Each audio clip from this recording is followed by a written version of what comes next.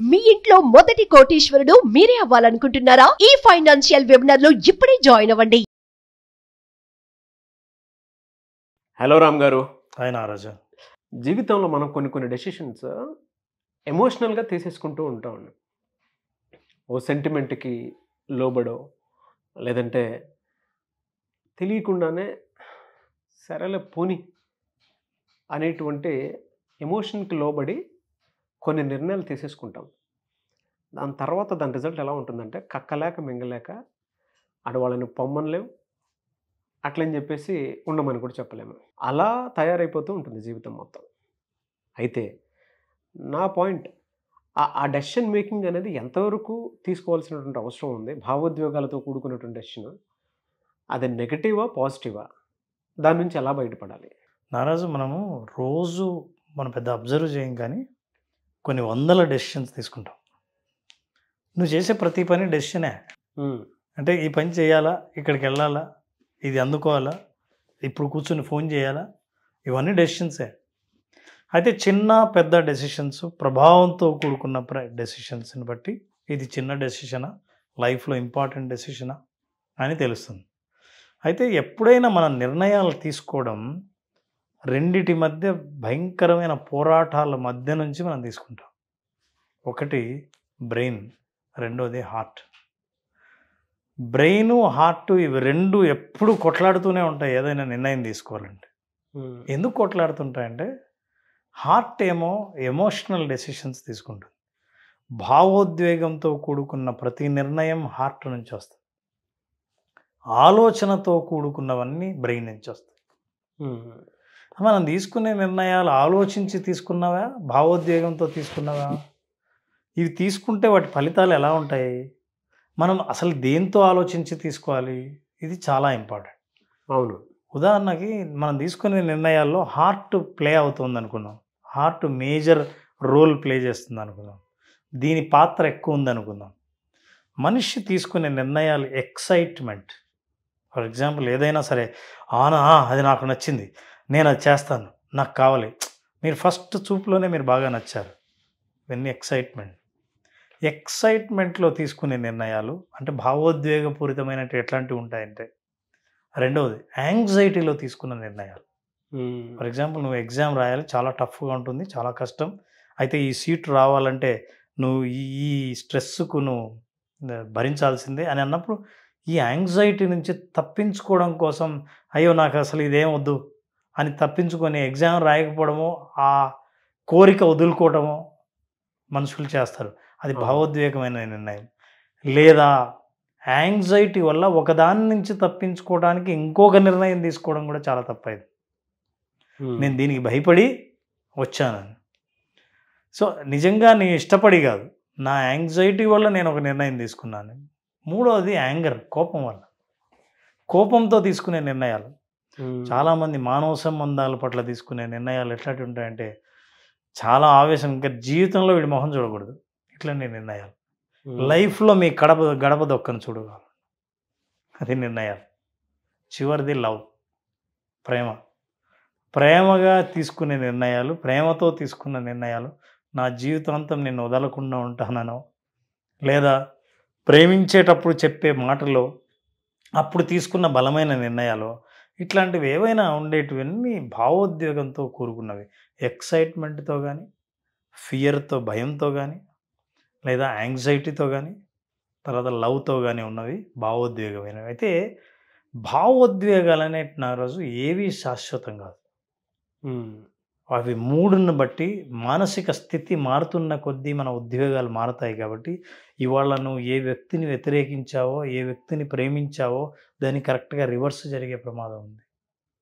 ఈరోజు నేను ఎక్సైట్మెంట్కి గురై ఇటు చూస్తున్నా, ఆ కారు కలర్ నాకు భలే నచ్చింది, ఇవాళే బుక్ చేస్తాను, పోయి బుక్ చేసిన తర్వాత అప్పుడు నీకు అనిపిస్తుంది రియల్ బిల్ కట్టేటప్పుడు, దాన్ని డెలివరీ చేసుకోవడానికి మొత్తం అమౌంట్ కట్టాల్సి వచ్చినప్పుడు ఇది ఎంత పెయిన్ఫుల్గా ఉందో. అప్పుడు అనవసరంగా అనుకున్నాం కదా, నేను అప్పుడు ఏదో తొందరపడి తీసుకున్నాను నిర్ణయం అని. అట్లాగే డబ్బులు నిర్ణయం, పేకాట ఆడేవాడో, ఇన్వెస్ట్ చేసేవాడో, షేర్ మార్కెట్లో ఉన్నవాడో ఎక్సైట్మెంట్లో నిర్ణయాలు తీసుకుంటాడు. అవును. సో ఇట్లా నిర్ణయాల ప్రభావం అంతా ఆ ఎక్సైట్మెంట్ తర్వాత ఉండదు కాబట్టి అప్పుడు అనవసరంగా తీసుకున్నామన్న బాధ ఉంటుంది. రెండోది ఆలోచనాపూర్వకమైన నిర్ణయాలు. మొదటిది ఏంటంటే ఇంపల్సివ్గా తీసుకుంటారంటే ఉన్నట్టుండి అనుకున్నదే తడవు, ఆలస్యం లేకుండా నిర్ణయం తీసుకోవడం, నిర్ణయాన్ని ప్రకటించడం. నువ్వు నిర్ణయాన్ని ప్రకటించినప్పుడు ఎంత ప్రమాదం నారా? అవును.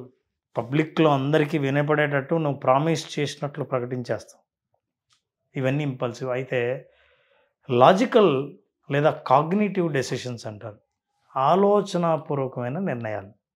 అయితే ఈ నిర్ణయాలు ఎలాంటివంటే ఇందులో ఆప్షన్స్ ఏమున్నాయి, ఏ ఆప్షన్ అయితే కరెక్ట్, ఏది మనకు అనుగుణంగా ఉంటుంది, ఏది తీసుకుంటే భవిష్యత్తులో బాధపడకుండా ఉండగలం అని ఆలోచించి తీసుకునే నిర్ణయాలు. ఈ ఆలోచన అందుకే కొంతమంది తీసుకునే వాళ్ళు మెచ్యూర్డ్ డెసిషన్స్ అని ఎందుకంటారంటే వాళ్ళకి ఏది ఆలోచించాలో, ఏది వదిలేయాలో, ఏది పట్టుకోవాలో తెలుసు. ఉదాహరణకి అరే మనం అట్లా అనుకుంటాం కానీ దూరంగా చూస్తే కారు చాలా బాగానే ఉంటుంది, మెయింటెనెన్స్ ఎవరు చేస్తారు, అసలు కార్ పార్కింగ్ ప్లేస్ లేదు తెలుసా, తీసుకున్నాం అనుకోవాలి అంటే ప్రాక్టికల్గా ఆలోచించేవాళ్ళు. ఒకవేళ నువ్వు ఎమోషనల్గా తీసుకున్నావు అంటే అయిపోయిన తర్వాత దాన్ని అప్పు తీర్చడానికి నేను ఎంత ఇబ్బంది పడుతున్నాను అని ఆ ఫ్రస్ట్రేషన్ నువ్వు అందరి చుట్టూ చూపిస్తూ ఉంటావు. అవును. సో ఆలోచనపూరితమైన నిర్ణయాల్లో ప్రతిదీ ఆలోచించాలా, ఎమోషనల్ ఫీల్ కాకూడదా, ఏది కరెక్ట్ అన్న ఆలోచన వస్తే ఈ రెండింటిని బ్యాలెన్స్ చేయడం చాలా ముఖ్యం. నేను భవిష్యత్తులో వచ్చే ఫలితాలను ఈరోజు అంచనా వేయగలిగే సామర్థ్యం నాకుంటే ఆలోచనాపూర్వకమైన నిర్ణయాలలో అందులో మంచి ఫలితాలు ఉంటాయి. అలా కాకుండా ప్రస్తుతం నాకు వచ్చే ఇమ్మీడియట్గా కలిగే ఆనందాన్ని బేస్ చేసుకొని నేను నిర్ణయాలు తీసుకుంటే ఇదే ఎమోషన్, ఇదే ఆనందం మళ్ళీ ఉండనప్పుడు వెనక్కి వెళ్ళి అనవసరంగా ఆ నిర్ణయాలు తీసుకున్నానని అనిపిస్తుంది. అది ఎవరికైనా ప్రామిస్ చేయడం కావచ్చు, ఆవేశంలో ప్రకటించడం కావచ్చు, చేతిలో ఉన్న డబ్బుని అప్పటికప్పుడు ఇన్వెస్ట్ చేయాలని అనిపించడం కావచ్చు, ఆశపడ్డం కావచ్చు, ఇవన్నీ ఎమోషన్కి సంబంధించి. అవును. ఆలోచన చేసేవాళ్ళు ఏం చేస్తారంటే క్యాల్కులేట్ చేస్తారు. They take risk, calculated risk. ఎంతవరకు రిస్క్ తీసుకోవచ్చు, ఎక్కడ కట్ చేయొచ్చు. కొన్నిసార్లు చెప్తారు, ఏమండి నేను ఈ వస్తువు కొంటా కానీ నాకు గనక ఈ వారం రోజుల్లో డబ్బులు వస్తే ఓకే చెప్తా, రాకపోతే మీకు చెప్తాను నేను తీసుకోనని. అంటే ఎంత ఆలోచించారు? అదేం లేదండి, మీ ఏది 100 6 అయినా 6 100 అయినా నాకు ఇది కావాల్సిందే, నేను కొంటా, చూడండి మీ దగ్గర డబ్బు లేకపోతే అప్పు తెచ్చైనా కొంటా, మాట ఇస్తున్నాను. ఎమోషనల్. సో ఈ రెండింటిని బ్యాలెన్స్ చేయడం అన్నది నేర్చుకోవాలి. ఈ బ్యాలెన్స్ ఎలా చేయగలుగుతామంటే మన వాల్యూని బట్టి ఉంటుంది. మనం దేనికి వాల్యూ ఇస్తున్నాం? అవును. నా రిచ్నెస్ని చూపించడం కోసం, దర్పాన్ని ప్రదర్శించడం కోసం నేను వాల్యూ ఇస్తున్నానా? అట్లా కాదు. సింప్లిసిటీ, ఒకరిని ఇబ్బంది పడకుండా ఉండడం, అప్పుల్లో ఉండి ఎక్కువ ఆందోళన పడకుండా ఉండడం నాకు ముఖ్యమైనది నా జీవితంలో. అయితే ఏ నిర్ణయం తీసుకోవాలి? అయితే ఈ 2 రకాలైన బ్యాలెన్స్ చేయాలి. దీంట్లో ఉన్న అడ్వాంటేజ్, డిసడ్వాంటేజ్ ఏంటంటే ఈ ఆలోచించి తీసుకునే నిర్ణయాలు ఆలోచన పేరుతో ఆ పుణ్యకాలం కాస్త గడిచిపోయేంత వరకు నువ్వు ఆలోచిస్తూనే ఉంటే నీ అనాలసిస్ పెరాలసిస్ దాకా దారి తీసేటం ఉండకూడదు. సో మీరు ఏం చేస్తున్నారంటే, అవును మీరు ఏదో చెప్తా అన్నారంటే ఆలోచిస్తున్నా అంటారు. కొంతమంది చూసారా అసలు లైఫ్లో డెసిషనే తీసుకోవాడు. ఏమంటే ఆయన చాలా నిదానం అండి, స్లో అండి. ఇట్లాంటి వాళ్ళకు చాలా అవకాశాలు జారిపోవచ్చు. అవును.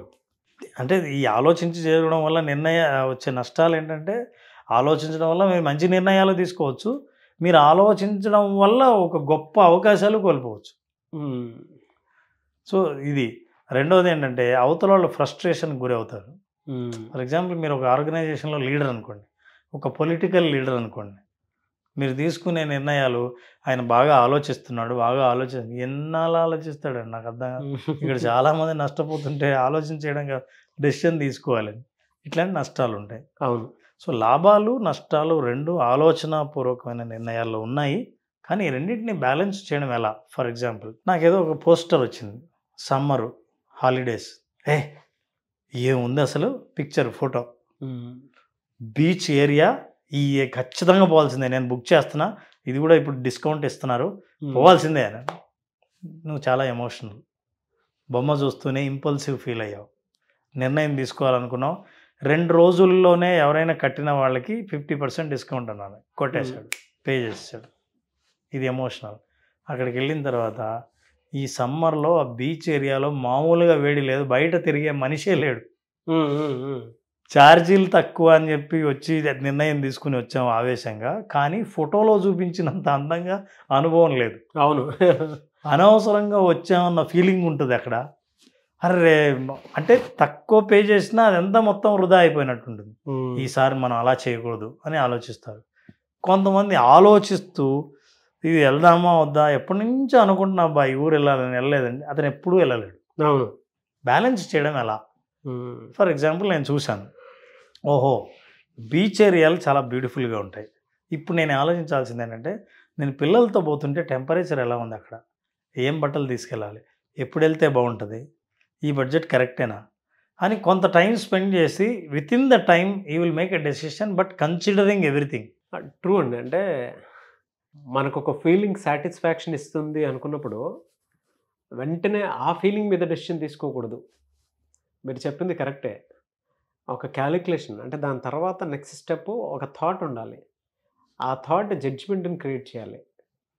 అప్పుడు మాత్రమే మనం ఎమోషన్స్తో డెసిషన్ తీసుకుంటున్నామా, లేదంటే ఆలోచించే డెసిషన్ తీసుకుంటున్నామా, మన ట్రిగర్ని బట్టి మనం అయిపోతున్నాం అనేది. బట్ ఇందులో మంచి యాటిట్యూడ్ ఉంది. అంటే ఒక మనిషి మీకు ఎలా తెలుస్తాడు అని అంటే, కంప్లీట్గా ఆలోచనతో తీసుకున్న డెసిషనా, ట్రిగర్ అయితే తీసుకున్నటువంటి డెసిషనా. ట్రిగర్ అయితే తీసుకున్న డెసిషన్ అయితే అతనికి అది అలవాటు, ఆలోచించి తీసుకుంటున్నాడు అని అంటే అది అతని యాటిట్యూడ్, వెరీ క్యాలిక్యులేటివ్ అని చెప్పేసి అనుకుంటూ ఉంటారు. ఏం చెప్పారు సార్ అసలు చాలామంది నష్టంలో ఎవరినైనా ఎందుకండి ఇన్ని నష్టాలు ఇంత బాధపడుతున్నారంటే, ఆ రోజు ఆ డెసిషన్ తీసుకోకుండా ఉంటే బాగుండదు అనేది ఖచ్చితంగా ప్రతి ఒక్కరికి ఒక రోజు గుర్తొస్తుంది. Yes, fantastic. సో ఈ 4 కారణాలని ఆలోచించాలి నారాజు. మనం ఏంటంటే ఎక్సైట్మెంట్లో కానీ, ఫియర్లో కానీ, యాంగ్జైటీలో కానీ, విపరీతమైన ప్రేమ కలిగినప్పుడు కానీ నిర్ణయాలు ప్రకటించొద్దు, డెసిషన్ తీసేసుకోవద్దు. ప్రకటించితే నీ చేత డెసిషన్ తీసుకొని ఇస్తుంది ప్రపంచం. అవును, అందుకని బానిసని చేస్తుంది, బానిస. ఆ డెసిషన్లో ఇప్పటికీ ఉండి పని చేసుకున్నటువంటి వాళ్ళు చాలామంది ఉన్నారు. పెళ్ళిళ్ళు కూడా అలా చేసుకున్నటువంటి వాళ్ళు చాలామంది ఉన్నారు సార్. అవును, నేను అదే చెప్తున్నా. పెళ్ళి చేసుకున్న వాళ్ళు పొరపాటు పడినా అనుకున్న వాళ్ళు చాలామంది నాకు తెలిసి కామెంట్ బాక్స్లో వస్తుంది. బ్యాడ్ లక్ ఏంటంటే కెరీర్లో అటెండ్ డెసిషన్స్ రావు మళ్ళీ. అంటే కెరీర్ సక్సెస్ కోసం అని చెప్పేసి దాని మీద పెట్టే ఆలోచన పెట్టుబడి ఉండదు. మరి ఆలోచన చేసే నిర్ణయం తీసుకోవాలంటే మీ దగ్గర ఇన్ఫర్మేషన్, డేటా, పాస్ట్ హిస్టరీ, తక్కువ టైంలోనే ఇవన్నీ కలెక్ట్ చేయొచ్చు. వీటిని ఆలోచించండి. తర్వాత ఈ నిర్ణయం తీసుకున్న తర్వాత ఎగ్జాక్ట్లీ 1 year తర్వాత ఈ నిర్ణయం కరెక్టే అని మీకు అనిపిస్తుందా, అయిపోయింది. ఈ 4 అంశాలు మీరు అబ్జర్వ్ చేసి you make a decision. Yes. అయితే 2 బ్యాలెన్స్ చేయాలి నాది. ఫర్ ఎగ్జాంపుల్ చిన్న ఉదాహరణతో మనం ముగిద్దాం. వర్షం పడుతూ ఉంటుంది. వర్షం పడుతుంటే వెంటనే ఎవరో వంటల ప్రోగ్రాం పెడితే అక్కడ వేడి బజ్జీలు చేస్తుంటారు. నీకేమనిపిస్తుంది అంటే బజ్జీలు చేసుకుందామా అని అనిపిస్తుంది. మీరు అలా మాట్లాడుతుంటే నాకు నోరు అవుతుంది. అయితే మీకు ఆల్రెడీ అసిడిటీ ఉంటుంది. ఇప్పుడు ఏంటి, నాకు బజ్జీలు తినాలనిపిస్తుంది, తినొద్దా? అసిడిటీ ఉంది కాబట్టి మానేయాలా? అయితే ఇప్పుడు మీరు డెసిషన్ తీసుకోవాల్సింది అంటే, నాకు ఏదో తినాలనిపిస్తుంది, వర్షం పడుతుంది, కానీ అసిడిటీ లేనిది ఏదైనా సెలెక్ట్ చేయాలి. వాడు చూపించాడు కాబట్టి అదే ఎందుకు తినాలి, అది ఇంపల్సివ్. కాబట్టి నేను ఏదైనా సరే ఈ వర్షానికి వేడివేడిగా ఏదైనా సరే అసిడిటీ లేనిది అని ఆ ఒక్క ఆలోచన ఇస్తే మీ నిర్ణయం మీరు ఎంజాయ్ చేస్తారు, ఇబ్బంది పడరు. Yes, that's how it. Thank you అన్న, thank you so much Ram garu. Thank you. చాలామంది విజువలైజేషన్ క్లాస్ అడుగుతూ ఉన్నారు. మీ దగ్గర పర్సనల్ కోచింగ్ తీసుకుందాం అనుకున్నటువంటి వాళ్ళు ఉన్నారు, ప్రొఫెషనల్గా మారదాం అనుకున్నటువంటి వాళ్ళు ఉన్నారు, అండ్ పర్సనల్గా వాళ్ళ జీవితాల్లో ఏదైతే మానసిక సమస్యలు ఉన్నాయో దాని నుంచి బయటపడదాం అనుకున్నటువంటి వాళ్ళు చాలామంది ఉన్నారు. అండ్ విజువలైజేషన్ క్లాస్లో, బేసిక్ క్లాస్లో అటెండ్ అవ్వాలి అనుకున్నటువంటి వాళ్ళు కూడా ఉన్నారు. సో క్లాస్ ఎప్పుడు ఉండే అవకాశం ఉంటుంది? నారాజు మే 20వ తేదీన మే 20 బేసిక్ విజువలైజేషన్ క్లాస్ని మేము స్టార్ట్ చేస్తున్నాం. ఈ క్లాస్ అటెండ్ అయిన వాళ్ళు కేవలం నాలెడ్జ్ కాకుండా ఎక్స్పీరియన్స్ని గెయిన్ చేస్తారు. బా అసలు మార్గం ఏది కాదు, ఆ మార్గంలో వాళ్ళు ప్రయాణించి వస్తారు. అంటే ఆన్లైన్లో అటెండ్ అయినా సరే ఆ ప్రయాణ అనుభవం ఎట్లా ఉంటుందో మనం చాలామంది ఫీడ్బ్యాక్లో కూడా విన్నాం. అట్లాంటి అనుభవం ఎప్పుడో జీవితంలో ఒక్కొక్కసారి కలుగుతుంది. అట్లాంటి రేర్ అనుభవాన్ని ఏదైనా చూడాలని అనుకుంటే, నా జీవితంలో భవిష్యత్తులో ఎటువైపు ప్రయాణించాలని అనుకున్నానో ఆ ప్రయాణాన్ని ముందే చూడగలిగితే అట్లాంటి అవకాశం కలిగించేది ఒక్క విజువలైజేషన్ మాత్రమే. ఆర్ట్ ఆఫ్ విజువలైజేషన్ 5 రోజుల పాటు చేసే ప్రోగ్రామ్ని మే 20వ తేదీన స్టార్ట్ చేస్తాం. మే 20వ తేదీ ఆర్ట్ ఆఫ్ విజువలైజేషన్. మీకుండేటువంటి సమస్య ఏదైనా సరే, సో దాన్ని మీ బ్రెయిన్తోనే మీరు క్లియర్ చేసుకోవాలి అనుకునేటువంటి వాళ్ళు, సమస్య ఏదున్నా సరే దానికి ఒక సరైన అవగాహనతో క్లియర్ చేసుకుందాం అనుకునేటువంటి వాళ్ళు, స్క్రీన్ మీద మీకు కాంటాక్ట్ నెంబర్ కనిపిస్తుంది, దాన్ని మీరు కాల్ ఆర్ మెసేజ్ వాట్సాప్ చేసి వెంటనే మే 20వ తారీఖు విజువలైజేషన్ క్లాసెస్ జరుగుతున్నాయి, దానికి మీరు కాల్ ఆర్ మెసేజ్ వాట్సాప్ చేసి వెంటనే ఎన్రోల్ చేసుకోండి. ఒకవేళ కాంటాక్ట్ నెంబర్ కనెక్ట్ అవ్వట్లేదంటే మిస్టర్ నాగ్ అఫీషియల్ 1 అన్న ఇన్స్టాగ్రామ్ ఐడి ఉంది, దానికి మీరు పర్సనల్ మెసేజ్ పెట్టినా కూడా నేను రామ్ గారి టీంకి ఫార్వర్డ్ చేస్తాను. ఆ విధంగా సరే మీరు అప్రోచ్ అవ్వచ్చు. అండ్ ఈ వీడియో లైక్ చేయండి, షేర్ మాత్రం తప్పకుండా చేయండి. ఇలాంటి మరిన్ని వీడియోస్ కోసం మా ఛానల్ ఫాలో అవ్వండి. Thank you so much Ram garu, and wish all the best. Thank you. Suman టీవీలో మీ పర్సనల్ అండ్ బిజినెస్ ప్రమోషన్స్ కోసం కింది నెంబర్కి కాంటాక్ట్ చేయండి.